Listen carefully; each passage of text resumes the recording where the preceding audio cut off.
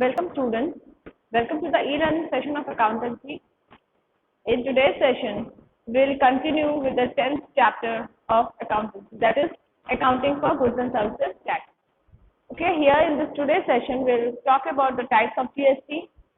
We'll talk about the reverse charge, and then we'll enter the numericals. We'll talk about the accounting procedures under GST, and then we'll take up an illustration to understand how do we solve the sums which are based on GST. Okay, so let's begin with the first topic, that is the types of GST. कितने तरीके के GST होते हैं, ठीक है?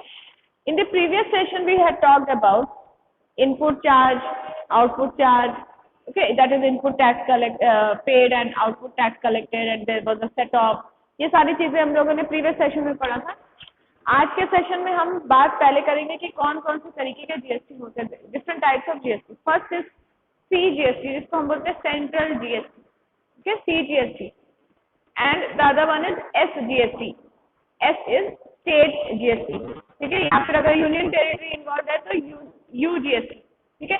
तो ये जो सीजीएसटी है, एसजीएसटी है या यूजीएसटी है, ये कब आता है? When does it come into picture? It is calculated or it is paid when the sale is within the state. एक स्टेट के अंदर में अगर सेल हो रहा है, जिसको हम बोलते हैं इंट्रा स्टेट सेल. इंट्रा मतलब विदिन द सेम स्टेट. आप सपोज करिए कानपुर एंड इलाहाबाद के बीच में अगर सेल कर रहे हैं, okay, the seller is in इधर इन इलाहाबाद और in Kanpur, okay, and the purchaser is on the suppose the seller is in Allahabad तो परचेजर इज इन कानपुर, और the seller is in Kanpur, so purchaser is in Allahabad or Lucknow, anywhere in UP. तो एक ही state के अंदर में अगर seller purchaser दोनों हैं, that means the transaction is within the same state, then we calculate CGST and SGST. ठीक है? और अगर यूनियन टेरिटरी में है, then we calculate instead of SGST it is UGST. तो ये हमेशा within the same state का ट्रांजैक्शन होता है, ओके, जिसको हम लोग बोलते हैं इंट्रा स्टेट सेल. अच्छा, सपोज करिए कि जीएसटी आपका GST, okay, if your GST is suppose 9%, okay, suppose it is 9%, that means CGST will be 3%, SGST will be 3%. अगर आपका जीएसटी 12% है तो आपका सीजीएसटी 6% होगा, एसजीएसटी 6% होगा. इस तरीके से जीएसटी कैलकुलेट होता है. दैट इसका मतलब क्या है कि जो 6% टैक्स है that will go to the central government and 6% will go to the revenues of the state और यूनियन टेरिटरीज, स्टेट गवर्नमेंट और union territories. Okay, next is IGST. What is IGST? IGST is integrated GST. Integrated मतलब it is calculated when there is an interstate transaction, interstate sale. Interstate मतलब दो अलग अलग state के बीच में transaction हो रहा है, ठीक है? Suppose Uttar Pradesh and you can say Bihar, okay, Uttar Pradesh and West Bengal, Uttar Pradesh and Tamil Nadu. So anywhere, any two different states are involved in the transaction. The buyer is in other state, seller is in the other state. In such a case, we calculate IGST. Okay, integrated GST. Integrated GST can be say suppose करिए अगर integrated GST 18% है तो आप इसमें से कितना percent कौन सी government लेकर जाएगी, है ना? सेंट्रल गवर्नमेंट को कितना मिलेगा, स्टेट गवर्नमेंट को कितना मिलेगा, ये चीज डिपेंड करती है, ये ऑलरेडी प्रोवाइडेड होती है, ठीक है? तो इट इज स्पेसिफाइड, ये स्पेसिफाई की जाती है. तो IGST is calculated when there is an interstate sale, when two or more states are involved in the sale, ठीक है?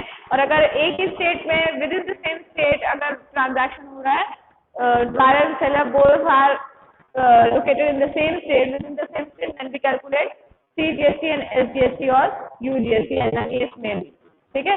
तो ये इंटरस्टेट सेल है और इंटरस्टेट सेल में हम IGST कैलकुलेट करते हैं, ठीक है? The procedures we'll learn after we'll complete the reverse charge, ठीक है? So what is the reverse charge?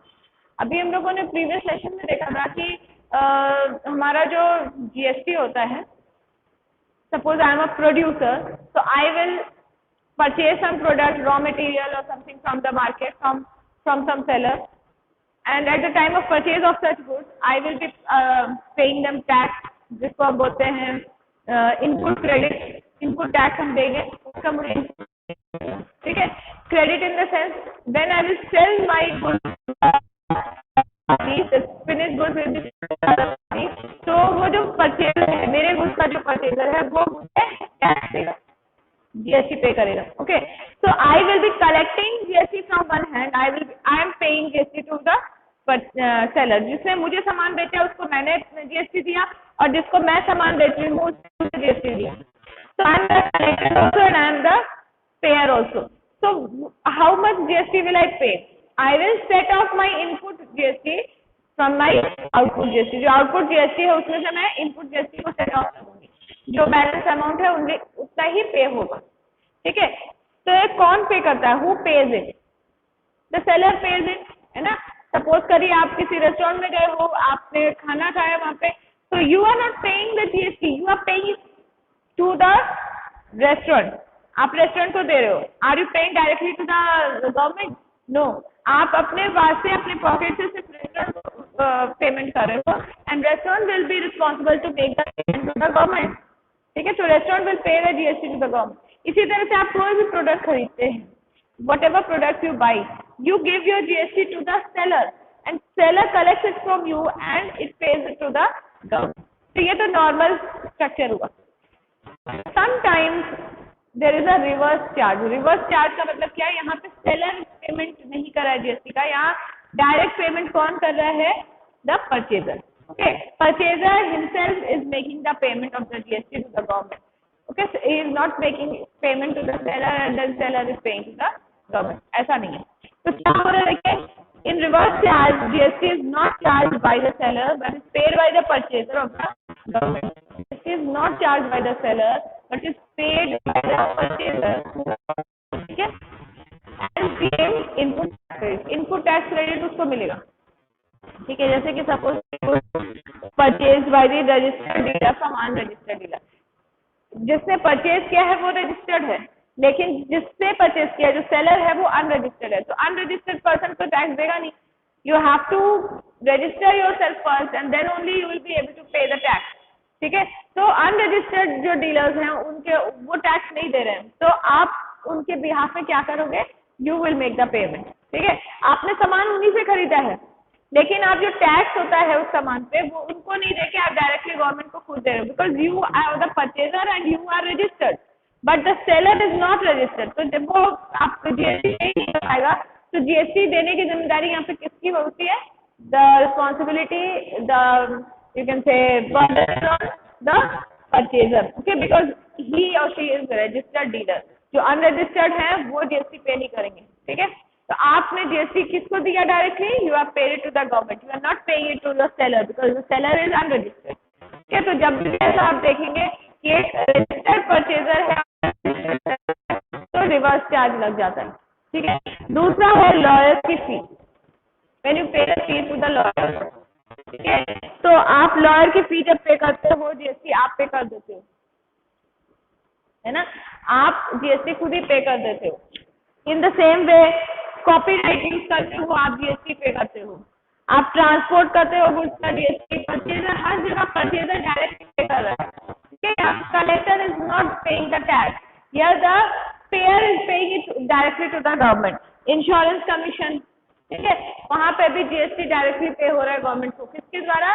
By the purchaser, by the user, ठीक है, and not by the seller. तो जब भी सेलर पे करता है तो वो नॉर्मल जीएसटी होता है। रिवर्स चार्ज का मतलब है जब पेमेंट परचेजर कर रहा हो, है ना, जीएसटी का पेमेंट परचेजर कर रहा हो।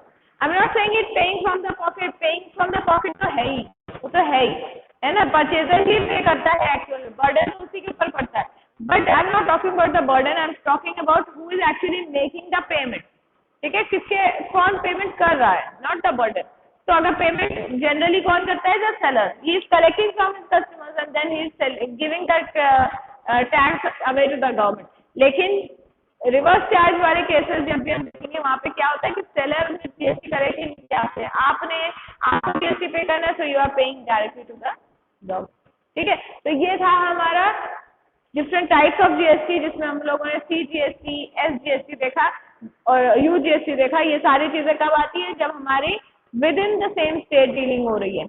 और अगर आउटसाइड द स्टेट हो रही है या अगर इंपोर्ट है एक्सपोर्ट है, ये सारे केसेस इंटीग्रेटेड जीएसटी लगता है। ठीक है, इंपोर्ट एक्सपोर्ट भी हो रहा है गुड्स का। अगर इंपोर्ट मीन्स आपने किसी दूसरे कंट्री से गुड्स खरीदा है, okay, you are purchasing goods from foreign countries, then it is an import. Export means you are selling the goods to the outside country. आप बाहर के देशों में अगर सामान बेच रहे हो इंडिया का, तो उसको हम बोलते हैं एक्सपोर्ट।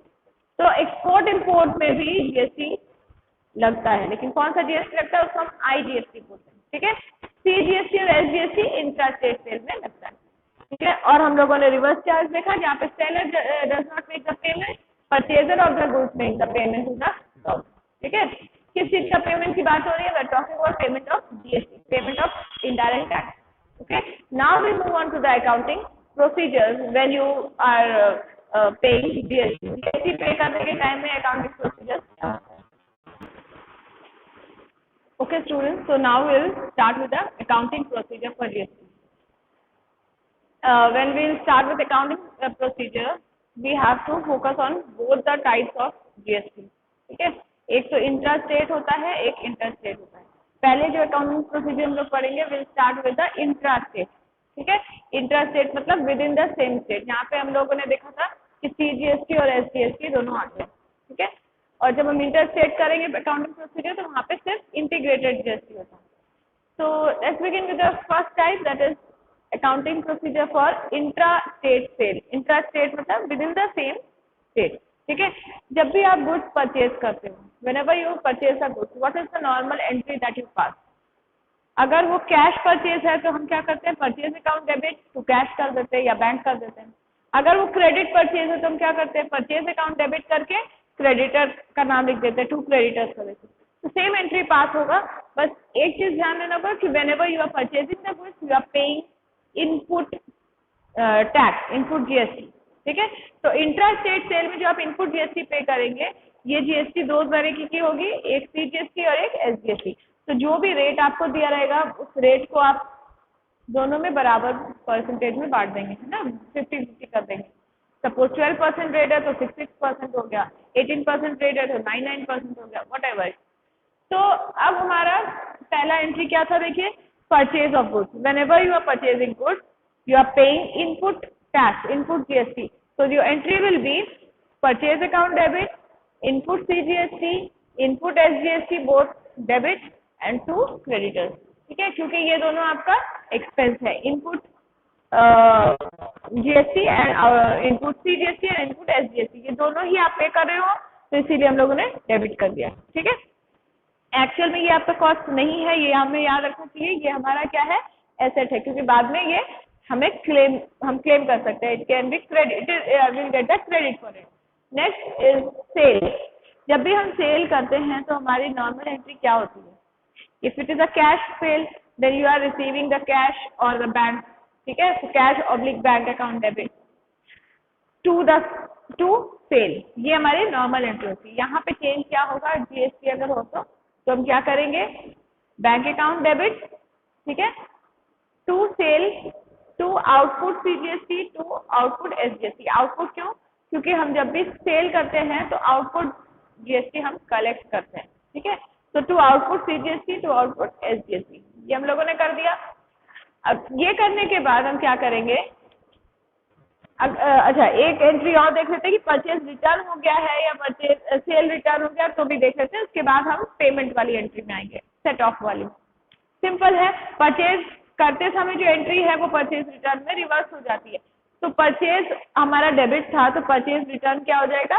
क्रेडिट हो जाएगा। उसकी जगह आपने अगर क्रेडिटर्स को यहाँ पे वो credit what ever is the amount of money that you whatever is the value of goods you are returning, okay, to the person from whom you have purchased। जिस सप्लायर से आपने खरीदा उसको जितना भी वैल्यू ऑफ गुड्स आप वापस भेज रहे हो, रिटर्न कर रहे हो, उतना ही अमाउंट से बस हम क्रेडिटर को डेबिट करेंगे। पूरे गुड्स को थोड़ी हम वापस कर रहे हैं, तो पूरे गुड्स से पूरा जो वैल्यू है क्रेडिटर का उससे डेबिट नहीं होगा, सिर्फ जितना आप रिटर्न करें उतने से क्रेडिटर डेबिट हो जाएगा। ठीक है, to purchase return account, to purchase return account. और यहाँ जो इनपुट टैक्स हम लोगों ने पे किया था वो भी यहाँ पे रिवर्स हो रहा है। क्यों रिवर्स हो रहा है? क्योंकि हमें ये टैक्स का क्रेडिट नहीं मिलेगा। हमने ये गुड्स जब रिटर्न कर दिया तो इनका टैक्स क्रेडिट हमें नहीं मिलेगा, ठीक है। So this will be your cost. तो ये हमने यहाँ पे कर दिया, to input CGST, to input SGST, वहां पे हमने डेबिट किया था, यहाँ हमने दिया, ठीक है। अब हम आते हैं सेल्स रिटर्न में, बिल्कुल सेम तरीके से सेल को क्रेडिट करते हैं, है ना। तो यहाँ पे हम क्या कर रहे हैं, सेल को जब क्रेडिट किया जाए तो अब सेल रिटर्न में सेल्स को डेबिट कर देंगे, ठीक है। सेल्स विल बी डेबिटेड, या we can say sales return, ठीक है, सेल्स रिटर्न कर सकते हैं। और आउटपुट CGST, आउटपुट SGST जो आपने यहाँ रिसीव किया था वो अब कैंसिल आउट होगा, तो वो वहाँ पे, यहाँ पे वो क्रेडिट हुआ था तो वहाँ पे हम उसको डेबिट कर देंगे, we will debit it, okay. तो सेल्स रिटर्न अकाउंट डेबिट और output CGST, output SGST debit, ठीक है। और इसको आप रिटर्न लिख देते हैं, सेल्स रिटर्न, ठीक है। टू डेटर्स सिर्फ उतने ही अमाउंट से डेटर्स डेबिट क्रेडिट होंगे जितने अमाउंट का गुड्स हमें डेटर्स ने वापस कर दिया है। अगर हमने जिनको गुड्स बेचा था उन्होंने हमें गुड्स वापस किया है तो ये सेल्स रिटर्न है, तो सेल्स रिटर्न डेबिट होता है और हमारे डेटर्स जो है उतने ही अमाउंट से, जितनी वैल्यू का गुड्स हमने वापस लिया है उतने से हम अपने डेटर्स को क्रेडिट कर देंगे, ठीक है। अब बाकी जितने भी तरीके के हमारे फ्री सैंपल्स वाले, एडवर्टाइजमेंट्स वाले, इनकम एंड एक्सपेंस वाली जो एंट्रीज हैं वो जैसे जैसे सम पे आएगी वैसे वैसे हम लोग उस पर फोकस कर सकते हैं, ठीक है। These are the basic entries. अब हम आते हैं कि how do we set off CGST and input GST and output GST। जब भी हम इंट्रा स्टेट सेल कर रहे हैं तो इनपुट और आउटपुट को हम किस तरह से सेट ऑफ करते हैं, ठीक है। तो देखिए, आउटपुट CGST और SGST, जब CGST का जो आउटपुट है वो CGST का इनपुट से सेट ऑफ होगा, SGST का जो इनपुट है वो SGST के आउटपुट से सेट ऑफ होगा। मतलब आप ये नहीं कर सकते कि CGST के आउटपुट से आप SGST के इनपुट को सेट ऑफ करें, ये नहीं कर सकते, ठीक है। तो see how do we set off, first you will debit output CGST to input CGST.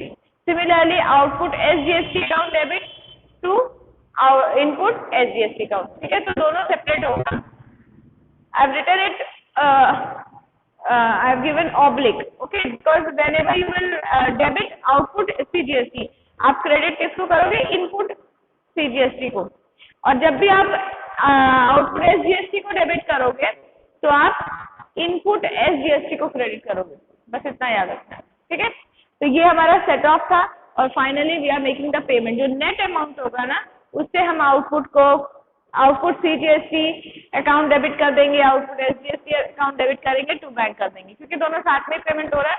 तो हम लोगों ने क्या किया, दोनों को डेबिट कर दिया इंडिविजुअली, और जो अमाउंट हमने पे किया है टू बैंक, तो उसको टू बैंक कर दिया, ठीक है। तो this is how we are doing it, we are counting for the GST, okay, whenever there is intra-state sale, ठीक है।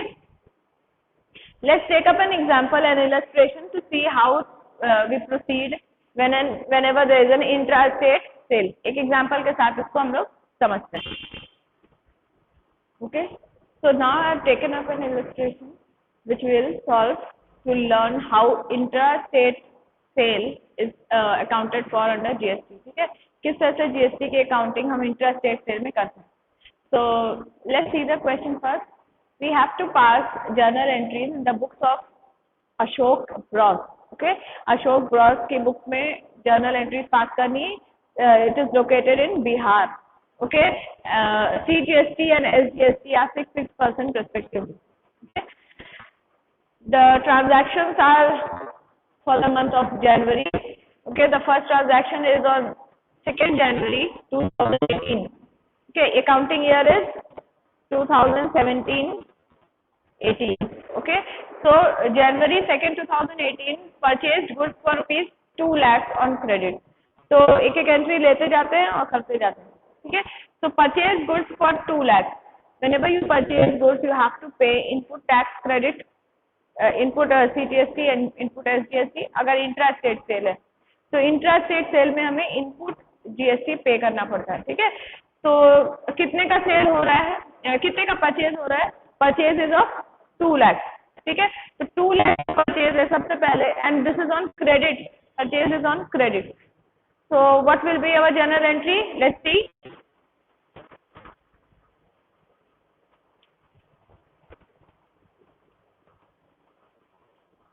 We will write purchase account debit. Purchase account debit.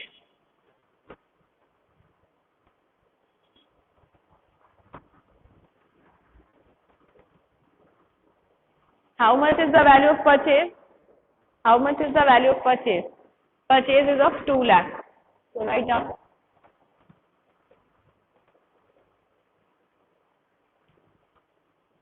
Next you are paying input tax. Okay, input GST. तो input CGST भी पे करेंगे, input SGST भी पे करेंगे। Total GST कितना है हमारा? 12% का। टोटल GST इज 12%, ठीक है। इसमें CGST 6% है, SGST 6% है। तो 12% ऑफ 2 लाख कितना होता है? 12% ऑफ 2 लाख इज 24,000, ठीक है। तो 24,000 अगर है तो हम क्या करेंगे?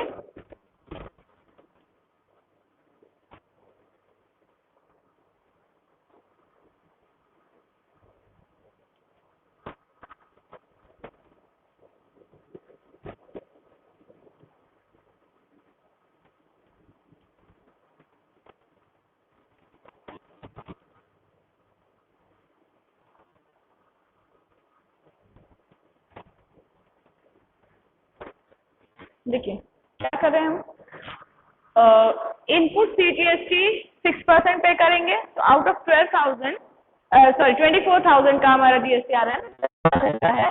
तो 12% ऑफ 2 लाख कितना होता है? इट शुड बी 24,000, मतलब 24,000 का 50% यानी 12,000, ओके। 12,000 हम CGST पे कर रहे हैं।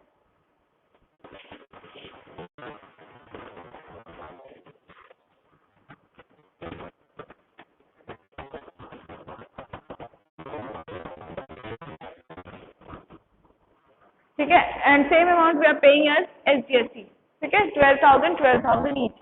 तो टोटल अमाउंट क्रेडिटर्स को हम क्या देंगे? 2,24,000, ठीक है। I am not writing the narration because of lack of space. अब आगे बढ़ते हैं, नेक्स्ट एंट्री में हम जाते हैं। Let's see the next transaction. On 5th January sold goods for ₹3 lakh on credit. 3 lakh के गुड्स को बेचा गया 5th जनवरी को, okay. On 5th January 2018 the Ashok Bros is selling goods was ₹3 lakh। तो यहाँ पे क्रेडिट पे सेल हो रहा है। अभी हम लोगों ने क्रेडिट परचेज की एंट्री की थी, अभी क्रेडिट सेल हो रहा है, ठीक है। तो what will be the entry? Whenever there is sale of goods GST is collected, और GST को हम क्या बोलते हैं? आउटपुट GST बोलते हैं, ठीक है। तो सबसे पहले क्या करेंगे हम? अच्छा, सेल किए हैं, पैसा नहीं आया, cash is not coming in because it is a credit sale. तो हम किसको डेबिट करेंगे? डेटर्स को।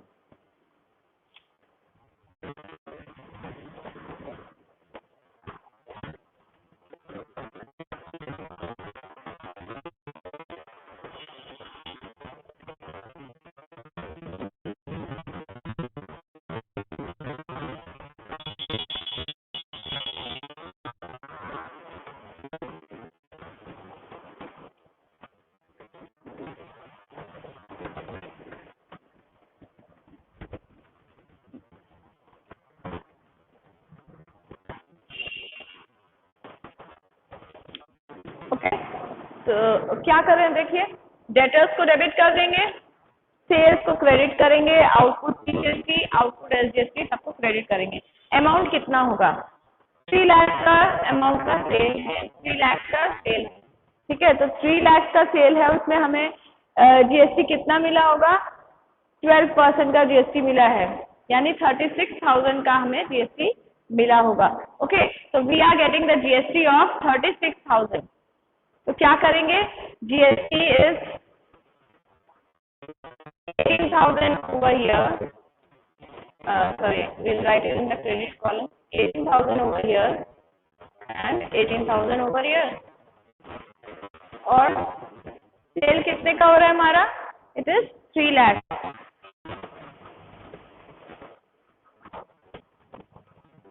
So how much amount will be debited in the debtors? 3,36,000.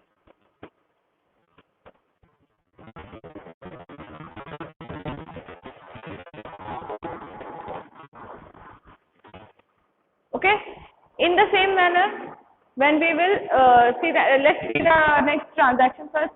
Next transaction में हम देख रहे हैं कि 10th जनवरी को purchasing computer printer for office use ₹50,000 and payment is made by check. ठीक है, तो आप एक ऑफिस इक्विपमेंट खरीदे हो, computer is an office equipment, ठीक है, और उसका प्राइस है 50,000, चेक से पेमेंट हो रहा है, मतलब यहाँ पे क्रेडिटर डेटर वाला कुछ नहीं है, यहाँ पे चेक से पेमेंट हो रहा है. But whenever you are purchasing, है ना, आपको जीएसटी पे करना है, you have to pay make the payment of GST. So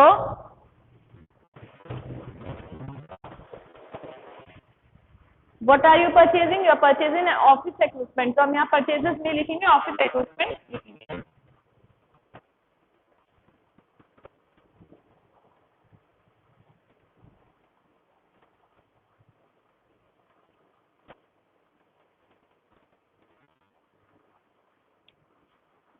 Purchase of anything requires input tax to be paid. ठीक है, तो हम लोगों ने क्या किया यहाँ पे, इनपुट जीएसटी, सीजीएसटी,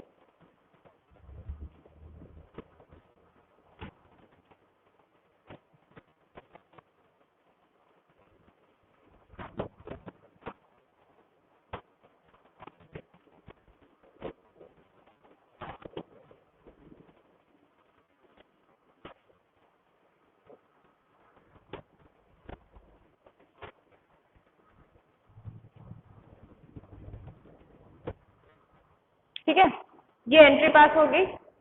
क्या एंट्री है देखिए, ऑफिस इक्विपमेंट डेबिट हुआ, input CGST, input SGST, okay, ये सारा डेबिट हो रहा है, और क्रेडिट क्या हो रहा है, बैंक, क्योंकि पेमेंट कर रहे हैं हम बैंक के थ्रू, चेक से. अच्छा, अमाउंट इन्वॉल्व कितने की है, 50,000. 50,000 का इक्विपमेंट है, ठीक है, और 12% ऑफ 50,000 कितना हो जाता है, 6,000. ठीक है, तो 6,000 का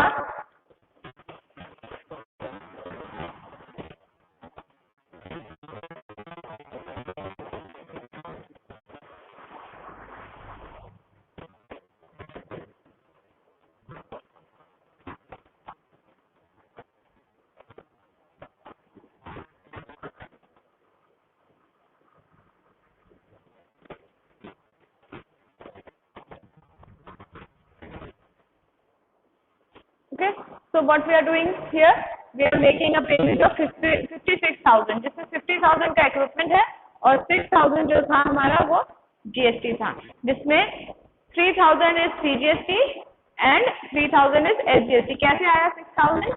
6,000 इज 12% ऑफ 50,000. ठीक है, so we have done 3 transactions. We'll proceed with the next transaction that is dated on 20th January.